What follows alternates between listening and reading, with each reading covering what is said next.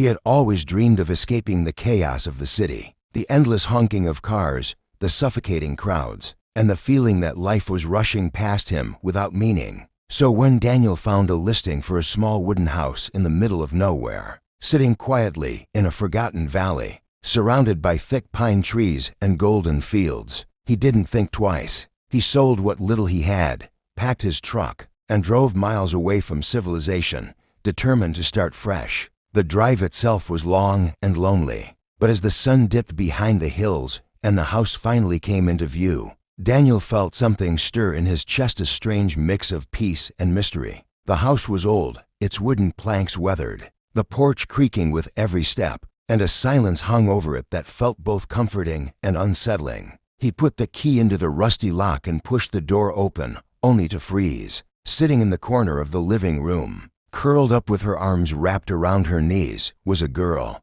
Her hair was tangled, her dress simple and dusty, and her eyes widened in shock the moment she saw him. At first, Daniel thought he was imagining her. Who would be in a place like this? But she stood up quickly, defiant, like someone guarding her territory. "You can't be here," she said sharply. Her voice wasn't weak. It carried a strength he didn't expect. Daniel blinked, gripping the doorframe, unsure if he had made some terrible mistake. "I bought this house," he said slowly. "The papers are signed. It's mine now." But the girl shook her head fiercely. "No, this house isn't yours. It's mine." She didn't look like a squatter or someone passing through. She looked like she had been there for years, as if the house itself had claimed her. Confused and slightly unnerved, Daniel set his bag down and tried to reason with her. "Look, I don't know who you are, but I've come a long way. I need this place. I won't hurt you, but I can't just leave." Her eyes softened for a moment, then hardened again. "I've lived here my whole life. I don't leave. I won't leave." Her words echoed through the room like a vow, and Daniel felt a chill despite the warmth of the firelight, filtering through the old curtains. Something about the way she spoke made it clear this wasn't just about stubbornness. It was deeper, rooted in something he didn't yet understand. Over the next few days, Daniel tried to adjust to his new life, but the girl who finally told him her name was Claire remained. She wasn't exactly hostile, but she was distant, watching him carefully, warning him about certain rooms, and moving silently around the house as if it were still hers. She knew the land, the trails through the forest, the way the wind shifted before a storm,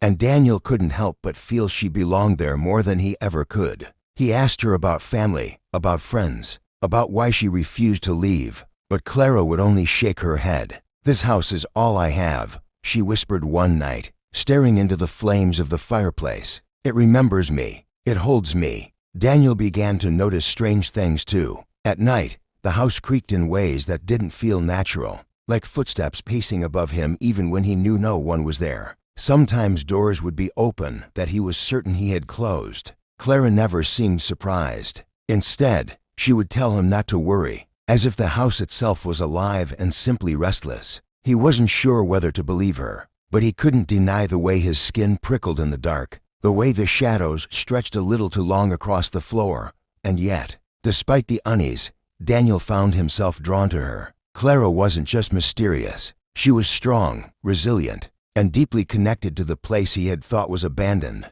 She taught him how to listen to the forest, how to fetch clean water from the spring, how to tell stories by firelight when the nights grew heavy and lonely. Slowly, the house no longer felt like just a building. It felt like something alive, something with secrets, something shared between him and her. One evening, as the sun bled orange over the hills, Daniel asked her again why she couldn't leave. She looked at him for a long time, her eyes filled with sadness. "Because if I leave, I'll disappear," she said softly. He didn't understand, but he didn't push her. He only knew that something about her words felt true, like she was bound to the house in ways he couldn't break. Maybe she was a ghost, maybe she was a memory made flesh, or maybe she was just a girl abandoned by the world who had made the house her sanctuary. Whatever the truth was, Daniel realized something important. He didn't want her to leave. He wanted her to stay, even if it meant living in the middle of nowhere, with secrets that might never be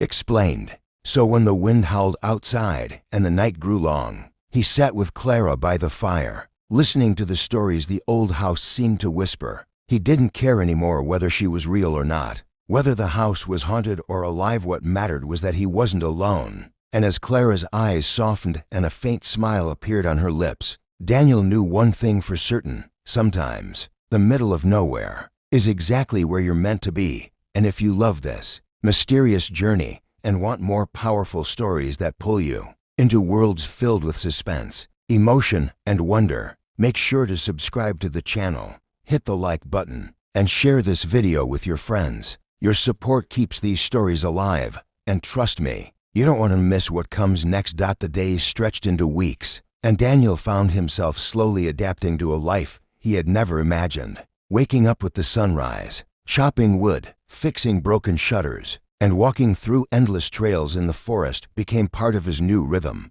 But more than the quiet wilderness or the creaks of the old house, it was Clara who filled his thoughts. She was like the house itself, mysterious, beautiful, sometimes frightening, but impossible to walk away from. Every time he tried to ask about her past, she evaded his questions, her eyes clouding with a sadness that seemed older than her years. Still, Daniel's curiosity burned stronger each day. One stormy night, when thunder shook the valley and rain hammered the roof, Daniel found Clara standing by the window, her face pale as she stared into the dark forest. He asked her what she was looking at, but she didn't answer at first. Finally, she whispered, "They come when the storm is strongest." Daniel frowned, thinking she meant animals or strangers. But when he pressed her, she only said, "The house will protect us." Something about the way she spoke made his chest tighten. He didn't know who they were, but the fear in her voice was real.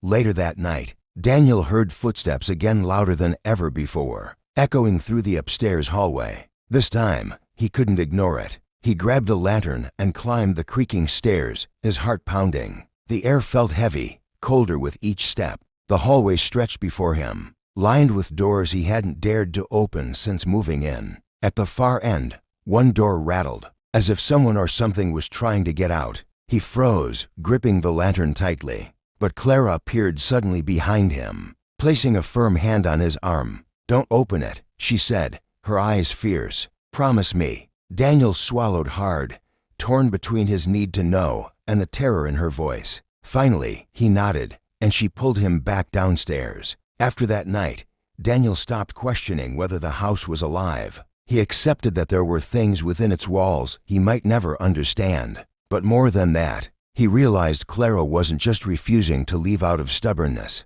She was bound here, tied to whatever lived in those shadows. And though part of him wanted to run, he found himself more determined to stay. Not to solve the mystery, but to stand beside her. One evening, weeks later, Clara finally opened up. They sat by the fire, and she spoke in a low voice, almost as if afraid the house itself was listening. "My family lived here," she said, "long ago. The woods, the storms, the house itself. They took everyone, one by one. But the house never let me go. It keeps me here, like a guardian, like a prisoner. I don't know which." Tears shone in her eyes, and Daniel's chest ached. She wasn't just a girl living in the middle of nowhere. She was the last echo of a life, swallowed by the valley. Daniel took her hand gently. "Then you're not alone anymore. If this house keeps you, it keeps me too. I'm not leaving." Clara looked at him, startled, and for the first time since he met her, she smiled fully,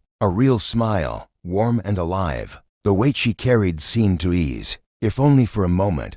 The next morning, the storm had cleared. Sunlight poured across the valley, golden and endless. Daniel stepped outside to chop wood, but when he turned back to the porch, Clara was standing there, watching him with soft eyes. For a moment, she looked almost unreal, her hair glowing in the morning light. He wondered if she might vanish like mist, but she didn't. She only smiled again and whispered, "Thank you." As days turned to months, Daniel stopped wondering whether Clara was flesh and blood, ghost or memory. It didn't matter anymore. What mattered was that she was there, and a house that once felt cold and empty now felt alive with warmth, laughter, and shared secrets. The middle of nowhere wasn't lonely anymore. It was home.